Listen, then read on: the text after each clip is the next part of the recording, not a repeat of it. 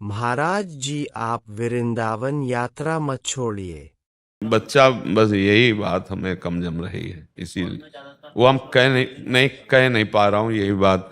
अगर तुम बच्चा लेबरी करके पैसा कमा के और फिर अपना खाते हुए साइकिल से जाते, बहुत तुम गृहस्थ होकर बच्चा फिर वो अंधा बटे पड़ा चबाए वाली बात सुनाओ। एक अंधा एक दुकान में गया, वहां मूंज की रस्सी बटी जाती थी, तो उससे और कुछ देखने वाली काम तो हो नहीं सकती, बटना आता था। तो कहा कि 1 रुपया 1 हाथ रस्सी। सुबह से शुरू किया, उधर भैंस का पड़ा लगा था और वो मूंज की थी, वो जितना सकिलाता वो चबाता जाता।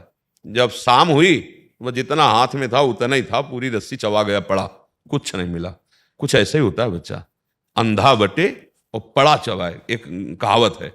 अगर दूसरे से पैसा ले रहे हो बच्चा, दूसरे का भोजन खा रहे हो, मेहनत इतनी कर रहे हो, तो लाभ उनको मिलेगा बच्चा, तुमको क्या लाभ मिलेगा? क्योंकि तुम गृहस्थ भेष में हो। अगर विरक्त भेष है तो बात अलग बन जाती है कि भगवान जैसे चलावे अब उनके, तुम गृहस्थ हो। हम गृहस्थों से प्रार्थना करते हैं, कहीं भी कुछ बट रहा हो ऐसे मत करना, तुम्हारे पुण्य क्षीण हो जाएंगे। जैसे परिक्रमा हो रही, हलवा बट रहा है, यार भूखे मर रहे हो, घर में जाकर नमक रोटी खा लेना, उपवास करके परिक्रमा कर। कोई दूध बांट रहा है, कोई चाय बांट रहा है, आप बाबा जी हो, आप विरक्त हो?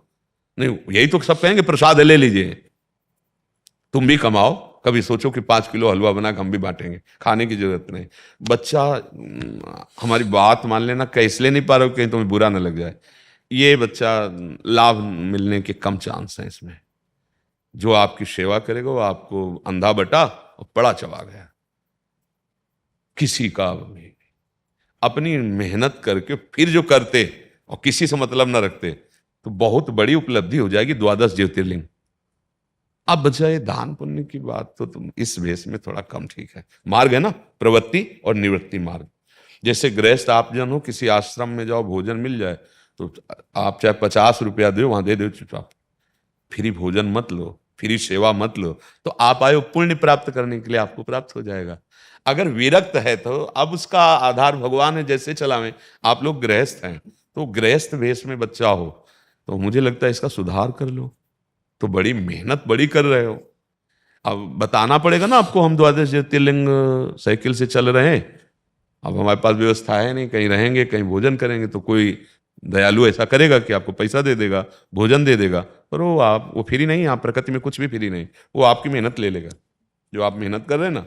इसीलिए संत जन विरक्त भेष के तो अब भगवद आश्रित है। कपड़ा पहना दिया तो जय जय, हलवा मिल गया तो जय जय, नमक मिल गया, नमक रोटी तो जय जय, भूखा रहा तो जय जय।